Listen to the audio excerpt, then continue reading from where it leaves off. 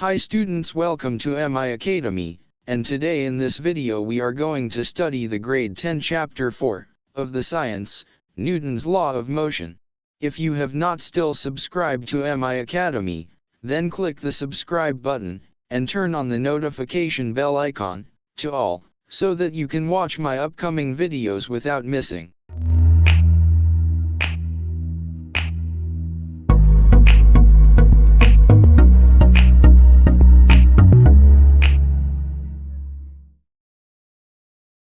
First topic is nature of force and its affects.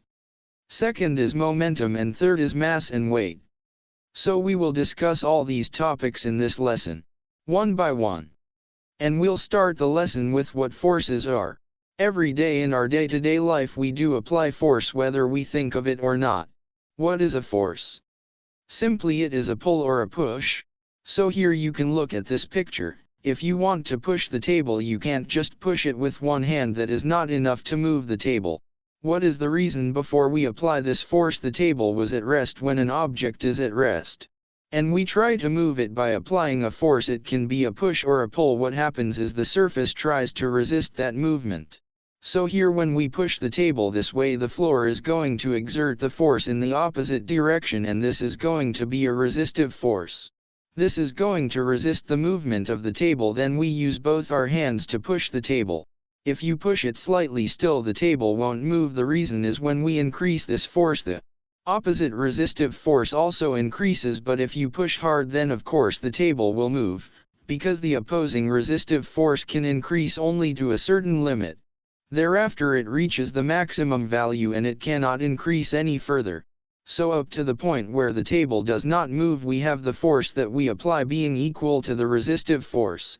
So here we see that the two forces are balanced forces, and when the forces are balanced, the object is at rest.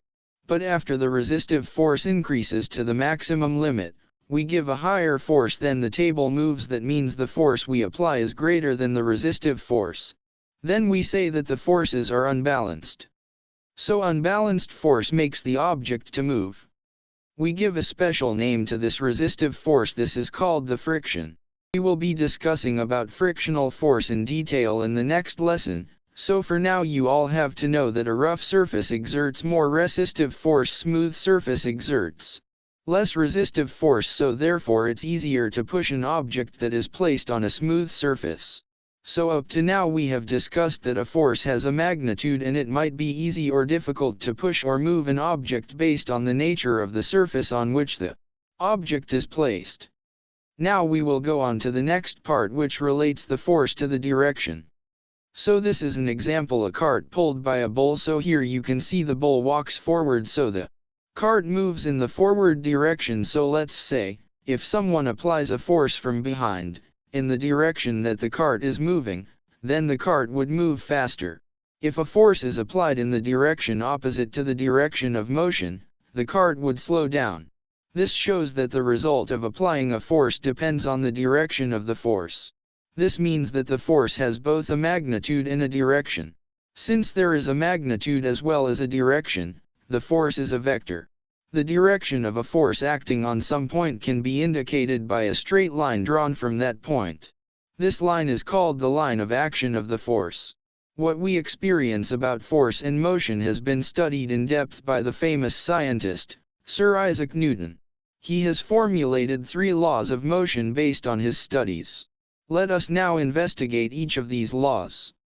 Newton's first law states, until an unbalanced force is applied on it, bodies at rest remain stationary and bodies in motion continue to move at a uniform velocity. From day-to-day experience we know that bodies at rest do not start moving without external forces acting on them. However, we often observe that moving bodies come to rest without an external force exerted on them by us. Let us consider the following example in order to understand this. Consider the case of striking on the carom disc on a carom board with your fingernail as shown in figure. Then the disc would move a short distance and come to rest. If we apply some talcum powder on the carom board to make the surface smoother and then repeat the above action by striking on the disc with the same force as before, the disc would move a much longer distance before coming to rest. The action of the talcum powder on the board is to reduce the resistive forces exerted on the disc by the carom board. The resistive force that opposes the motion of an object on a surface is called friction. If by some means we could make the frictional force equal to zero, the disc would move without stopping. Newton's second law states, the acceleration of a body is directly proportional to the unbalanced force acting on it, while it is inversely proportional to its mass. Here, the acceleration is directly proportional to the unbalanced force, means that when the magnitude of the unbalanced force is increased or decreased by a certain ratio, then the acceleration also increases or decreases by the same ratio. Similarly, the acceleration is inversely proportional to the mass, means that if the mass is increased by a certain ratio, then the acceleration decreases by the same ratio, and if the mass is decreased by a certain ratio, then the acceleration increases by the same ratio. Therefore Newton's second law can be written as follows, therefore we have, F equal ma. The unit of force is newtons. Unit of force is also defined in such a way that the force required to produce a unit acceleration that is 1 ms, minus 2. In a body of unit mass 1 kg is equal to 1 Newton. Now let's do some calculations related to Newton's law of motion, that is the second law of motion. See the example 1. What is the force required to give an acceleration of 2 meters per second squared to a 5 kg mass? So here we know the acceleration, we know the mass of the object, now we need to find the force exerted on the object. So to do that we need to use this equation F equals ma. And in this we directly substitute the values. Mass is 5 kg multiplied by the acceleration 2 meters per second square. So a very simple calculation, 5 into 2, 10 kg meter second minus 2, that is 10 Newton. Now let us consider another example. A force of 12 Newton is applied on a body of mass 6 kg moving at a uniform velocity in the direction of its motion. Find the acceleration. So here we need to find the acceleration, but as you can see already the object is moving. And we apply an additional force so that it will accelerate further. So to find the acceleration again, we use the same equation. F equals ma. So in this, if I substitute the force is 12 Newton, and the mass is 6 kilograms, and when you divide 12 by 6 you get with 2 meters per second squared. Let us consider another example. Example 3. If an acceleration of 2 meters per second squared results, when a force of 8 Newton is applied. Find the mass of the object. We use the same equation F equals ma. We have to substitute the force 8 Newton, acceleration is 2 meters per second squared. 8 divided by 2 is 4. Therefore the mass has to be 4 kilograms. Now let us discuss the Newton's third law of motion. Now the Newton's third law of motion states that for every action, there is an equal and opposite reaction. So in this law, you have to understand two main terms, that is action and reaction. Here, an action means a force exerted by an object on another object. Then the reaction is a force exerted on the first object, by the second object.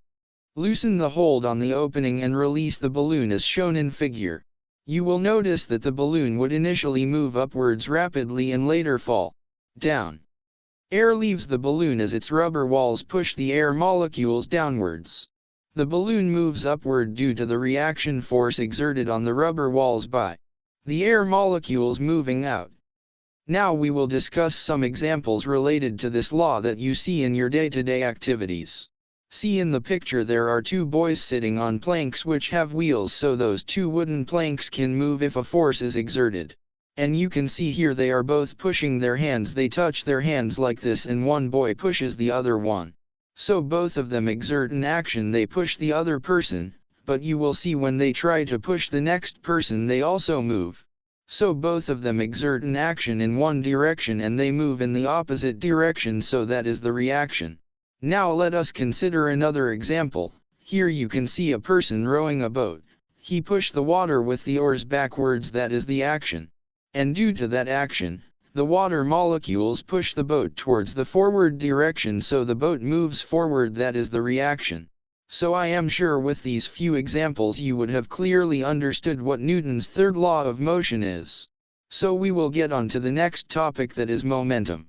The momentum of a moving body is a measure of how difficult it is to stop the motion of that body.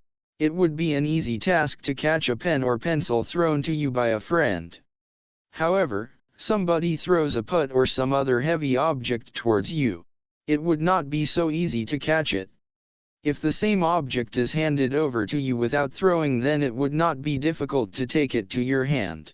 The reason for the difficulty in catching such an object is not only its large mass but also the speed with which it is moving. Think a bullet fired from a gun has very small mass. But once it is fired, we cannot even think of catching it. Therefore, we can conclude that the level of difficulty in stopping a moving body depends on two factors, mass and velocity. In physics, the momentum of a body is defined as the product of the mass of the object and its velocity. The unit of mass is kg. The unit of velocity is ms-1. Therefore, the unit of momentum is kg ms-1. The momentum is also a vector. When a motor vehicle is moving fast, it possesses a large momentum. When it reduces its velocity, the momentum decreases. When it speeds up, the momentum increases. Now let us do some calculations related to momentum. Example 1. What is the momentum of a body of mass 2000 kg moving at a velocity of 20 meters per second? Always remember, when you do a calculation you have to write the equation first, so since we know the equation using the symbols P equals m into V, so we have to substitute the values, and here you have to remember the SI unit of mass is kilogram and the SI unit of velocity is meters per second, so we need to have both the mass and the velocity in kilogram and meters per second. Thereby you will get the unit for momentum as kilogram meters per second. So I will substitute the value. Second example, the bullet of mass 10 grams fired by a gun moves at a velocity of 400 meters per second. Find its momentum. So what do we do first? We have to write down the equation momentum is equal to mass into velocity. Now when we substitute the value we will get 4 kg ms-1. Then our next topic is mass and weight. The mass of an object is the amount of matter in it. The international unit of mass is the kg. The weight of an object is the force with which it is attracted towards the earth. That is, the force acting on it due to gravitational attraction of the earth. According to Newton's second law, the force acting on a body moving at an acceleration is given by F equals ma. If it is moving under gravity, then its acceleration would be the gravitational acceleration g. Then, the force exerted on the body is its weight, and it is given by weight equals mass into acceleration, mg. Because the weight is defined as a force, its international unit is the Newton. And we have come to the end of our video. Let's meet in the next video. So please give a support to us by subscribing to MI Academy, and also please like my videos, and add up your questions and doubts in the comments. I will try to reply them as soon as possible. Share the videos with your friends, and help them to learn quickly and easily.